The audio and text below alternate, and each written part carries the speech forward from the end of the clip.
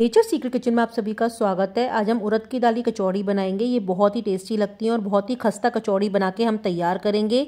इसे हम बिल्कुल हलवाई स्टाइल बनाएंगे। आइए देखते हैं इसको बनाने के लिए हमें किन सामग्री की आवश्यकता होगी। आइए देखते हैं फूली फूली करारी और खस्ता कचौरी बनाने की रेसिपी। सबसे पहले इन कचौरियों को बनाने के लिए हमें उड़द की दाल तैयार करनी पड़ेगी। यहाँ पे मैंने 250 ग्राम उड़द की दाल पहले से धो के साफ करके भिगो के रख दी थी। हमें ध्यान रखना है कि उड़द की दाल को हमें जरूर सोख करके रखना है। कम से कम हमें 4 से 5 घंटे के लिए सोख करके रखना है, जिससे कि हमारी दाल उड़द की अच्छे से फूल के फ्लफी हो सके। और आप देख सकते हैं मेरी दाल कितनी फूल के फ्लफी हो चुकी है और हाथ से बिल्कुल टूट रही है। और आप चाहें तो दाल को ओवरनाइट सोख भी कर सकते हैं, इससे दाल हमारी अच्छे से फूल जाएगी। अब हम इस दाल का सारा पानी निकाल देंगे। ध्यान रखना है कि दाल में बिल्कुल भी पानी नहीं होना चाहिए जिस समय हम दाल पीसेंगे। हमारी कचौरी हलवाई स्टाइल बहुत ही खस्ता बनके तैयार हो, इसके लिए हमें दाल पर ही विशेष ध्यान देना है। दाल को बनाते वक्त हमें इस बात का बिल्कुल ध्यान रखना है कि दाल को पीसते वक्त हमें बिल्कुल भी पानी ऐड नहीं करना है और दाल पीसते वक्त हमारी ड्राई होनी चाहिए और हम हाथ से रुक रुक कर इसे दबा दबा के पीसेंगे। कि दाल में लस होता है, इसलिए इस दाल को हमें बारीक नहीं पीसना है, इसे थोड़ा मोटा दरदरा ही रखना है। आप देख सकते हैं मेरी दरदरी दाल पीस के तैयार हो चुकी है। अब हम उड़द की दाल की कचौरी का डो लगा के तैयार करेंगे, जिससे कि हम उसे रेस्ट पे रख सकें। यहाँ पे मैंने परात में पहले से ही 500 ग्राम मैदा छान के ले ली थी और 100 ग्राम सूजी ली थी। अब इस मैदा सूजी में हमें नमक ऐड करना है। यहाँ पे मैंने 2 बड़े चम्मच नमक का इस्तेमाल किया है, क्योंकि कचौड़ियों में नमक बहुत अच्छा लगता है। कम नमकीन कचौड़ी में इतना टेस्ट नहीं आता है। यदि आप नमक की क्वांटिटी अपने टेस्ट के अकॉर्डिंग कम रखना चाहते हैं तो आप थोड़ी कम भी कर सकते हैं। इसके बाद यहाँ पे मैंने मोयन के लिए 100 ग्राम घी का इस्तेमाल किया है। यदि आप निरी मैदा की कचौरी बना रहे हैं तो यहाँ पे आप 110 से 120 ग्राम मोयन डाल सकते हैं, जो बिल्कुल हलवाई स्टाइल बनेगी। लेकिन यहाँ पे मैंने थोड़ा खस्ता होने के लिए सूजी का इस्तेमाल किया है। सूजी डालना बिल्कुल ऑप्शनल है। यदि आप सूजी को डालेंगे तो आप इसमें थोड़ी सी 10 या 20 ग्राम घी की मात्रा कम कर सकते हैं, और यदि आप सूजी नहीं डालते हैं तो यहाँ पे 120 ग्राम घी हम डालेंगे मैदा में। सूजी से हमारी कचौरियों में बहुत क्रिस्पीनेस आती है। सूजी यदि आप डाल रहे हैं तो इसमें आप 100 ग्राम घी तो जरूर डालें। हमारा टोटल 600 ग्राम आटा है, इसमें हमने 100 ग्राम घी का इस्तेमाल किया है। यदि आप मैदा से सिर्फ बना रहे हैं तो 120 से 130 ग्राम घी जरूर डालें, तभी वो खस्ता बनके तैयार होंगी। हलवाई लोग अपनी कचौरीज में मैदा का इस्तेमाल नहीं करते हैं, इसलिए वो कचौरीज में मोमन अच्छा डालते हैं। मगर यहाँ पे मैंने सूजी का इस्तेमाल इसलिए किया है क्योंकि हम यदि ज्यादा मोहन की कचौरी नहीं खाना चाहते हैं तो इसमें हम 100 ग्राम सूजी डाल देंगे, तो उससे हमारी कचौड़ी लंबे समय तक खस्ता बनी रहेगी। ये बिल्कुल ऑप्शनल है। सूजी आप इस्तेमाल करना चाहते हैं तो करें, नहीं तो स्किप कर सकते हैं। और फिर हम इसका एक सॉफ्ट डो गुनगुने पानी से लगा के तैयार कर लेंगे। अब आप मेरी वीडियो में देख सकते हैं कि मेरा आटा लग के तैयार हो चुका है, और इसको मैंने बहुत ज्यादा टाइट नहीं लगाया है। इसको मैंने परांठे की तरह जितना हम सॉफ्ट आटा रखते हैं उस हिसाब से ही इसको मैंने मार के तैयार किया है। और इसे हम 1 से 2 घंटे के लिए रेस्ट करने के लिए जरूर छोड़ेंगे, क्योंकि हमने यहाँ पे सूजी का इस्तेमाल किया है। और मैं आपको बताती हूँ अपनी वीडियोस में कि जब भी हम कोई आटा लगा के रखते हैं तो हमें उसको रेस्ट करने के लिए जरूर छोड़ना होता है, जिससे कि हमारा आटा अच्छे से फूल के फ्लफी हो सके। अब हम इसकी फिलिंग के मसाले की तैयारी करेंगे। मैंने एक प्लेट में सभी मसाले ले लिए हैं। यहाँ पे 2 बड़े चम्मच सूखा धनिया है, 1 चम्मच अजवाइन है, 1 चम्मच लाल मिर्ची है, 2 बड़े चम्मच सौंफ है दरदरी, और 1 चम्मच खटियाई है, 1 चम्मच गरम मसाला है, नमक है, काला नमक है, हींग है। इन सभी मसालों को हम अपनी कचौड़ी में अच्छे से मिक्स करने के बाद दाल में मिला देंगे, जिससे कि हमारी दाल में इस मसाले का रेशो एकसार बन सके। ध्यान रखना है कि हमने पहले प्लेट में सभी मसाले इकट्ठे कर लिए हैं और उसे बहुत अच्छे से मिक्स करने के बाद ही हमें दाल में मिक्स करना है, जिससे कि हमारी दाल में मसाले बिल्कुल इवनली मिक्स हो सके। यदि आप इस मसाले में 1 चम्मच कसूरी मेथी डाल देंगे तो इससे इसका टेस्ट दुगना बढ़ जाएगा। मगर मेरे बच्चों को मेथी का फ्लेवर पसंद नहीं है, इसलिए मैंने यहाँ पे कस्तूरी मेथी को स्किप कर दिया है।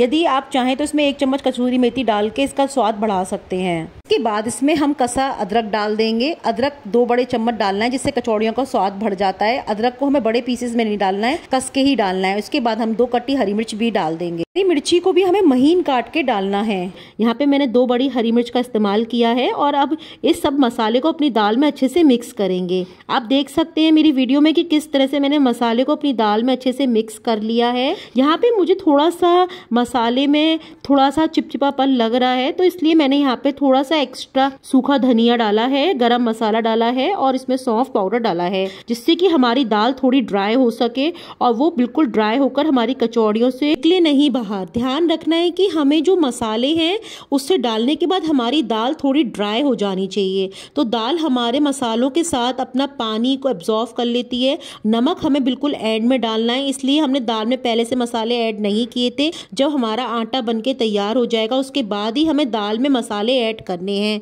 यदि हम दाल को पहले से मसाले डालकर और नमक डालकर तैयार करेंगे तो दाल पानी छोड़ देगी। तो हमें ध्यान रखना है कि जब हमारा आटा लग के तैयार हो जाएगा और वो रेस्ट भी कर लेगा उसके बाद ही हमें अपनी दाल में मसाले ऐड करने हैं। अब यहाँ पे मैंने सूखा हरा धनिया डाला है। धनिया को मैंने पहले अच्छे से टॉवल पे सुखा लिया था, उसके बाद ही दाल में मिक्स किया है। यदि हम तुरंत ही धनिया को डालेंगे दाल में तो हो सकता है कि धनिया से जो पानी निकले वो भी हमारी दाल को गीला कर दे। अब आप देख सकते हैं मसालों के कारण मेरी दाल बिल्कुल ड्राई हो चुकी है। आप मेरी वीडियो में अच्छे से देख सकते हैं कि वो कितनी सूखी बनके तैयार हुई है।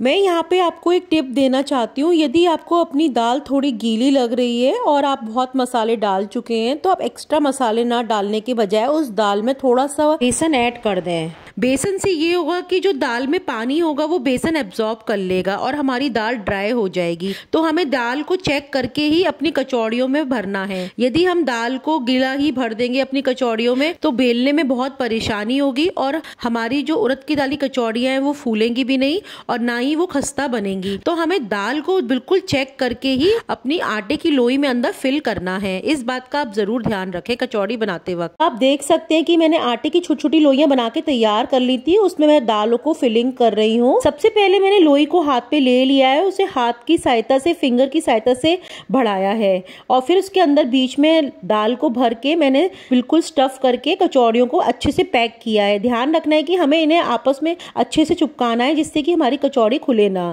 दूसरा मेथड मैं आपको बता रही हूँ कि मैंने लोई को चकले पे रख लिया है और उसे बेल लिया है। थोड़ा छोटे साइज में बेला है। ध्यान रखना है कि हमें इसके कॉर्नर्स को बेलना है, बीच को मोटा रखना है क्योंकि हम इस बीच में दाल फिल करेंगे और कॉर्नर्स को जब हम चिपकाएंगे तो अपने आप ही मोटे हो जाएंगे। तो इसमें हम अपनी दाल को फिल करेंगे और दूसरे मेथड से भी मैंने लोइयां बना के तैयार कर ली हैं स्टफिंग की। तो आप किसी भी मेथड से जो मेथड आपको इजी लगे उससे आप अपनी कचौड़ियों की फिलिंग करके लोई बना के तैयार रख लें। और मैंने गैस पर कढ़ाई रख दी थी जिसमें मैंने घी डाल दिया था गर्म होने के लिए। अब इसमें मैं अपनी कचौड़ियों को बेल के इसमें डाल रही हूँ। मैंने कचौड़ियों को बहुत पतला नहीं बेला है। आप देख सकते हैं कि मेरी दाल बिल्कुल परफेक्ट है। मैंने इतना बेलने के बाद भी ये कहीं से फटी नहीं है और इसे हमें मीडियम आंच पे ही सेकना है। अब आप देख सकते हैं कि घी में जाके मेरी कचौरीज बिल्कुल फूल के फ्लफी हो चुकी हैं। अब इसे हम बिल्कुल धीमी आंच पे क्रिस्पी होने तक सेकेंगे जब तक कि इन पे दोनों साइड से लाइट ब्राउन कलर आ नहीं जाए। हमारी कचौड़ियां सिक के बिल्कुल तैयार हो चुकी हैं। इसे मैं एक बर्तन में निकाल लूंगी। उड़द की दाल की कचौरी या हम किसी भी स्टफिंग की कचौरी जब बनाते हैं तो हमें ध्यान रखना होता है कि उसकी स्टफिंग बिल्कुल ड्राई होनी चाहिए, वो बिल्कुल गीली नहीं होनी चाहिए और हमारा जो आटा हमने बना के तैयार किया है वो डो भी हमारा सॉफ्ट होना चाहिए। यदि डो हमारा हार्ड होगा तो उससे भी स्टफिंग बाहर आ जाएगी। तो हमें इन दोनों बातों का बहुत ध्यान रखना पड़ता है कोई भी कचौरी बनाते वक्त। अब हमारी उड़द की दाल की खस्ता खस्ता कचौरी और जो कि फूली फूली बनके तैयार हुई है बिल्कुल तैयार है और इसे मैंने आलू की सब्जी और मीठी सॉस के साथ सर्व किया है। ये कचौरीज बहुत ही क्रिस्पी, बहुत ही फ्लफी और मसालेदार बनके तैयार हुई हैं। यदि आप अपने घर में इस तरह से मसालेदार क्रिस्पी फूली फूली उड़द दाल की कचौरीज बनाना चाहते हैं तो प्लीज मेरे टिप्स और ट्रिक्स को जरूर फॉलो करें। आपकी कचौरीज भी उतनी अच्छी बनेंगी जितनी की मेरी वीडियोस में दिखाई दे रही हैं। ये रेसिपी आपको कैसी लगी प्लीज मुझे कमेंट में जरूर बताएं। इस रेसिपी में पूरी कोशिश की है कि आपको कचौरी बनाने के लिए पूरे टिप्स और ट्रिक्स दे सकूं जिससे कि आपकी कचौरीज भी बिल्कुल परफेक्ट बने। यदि आपको हमारी वीडियो अच्छी लगे तो प्लीज मेरे चैनल को लाइक करें, शेयर करें, सब्सक्राइब करें, चैनल पे फॉलो करना ना भूलें। और आप मुझे ये भी बताएं कि आप मेरी ये वीडियो कहाँ से देख रहे हैं।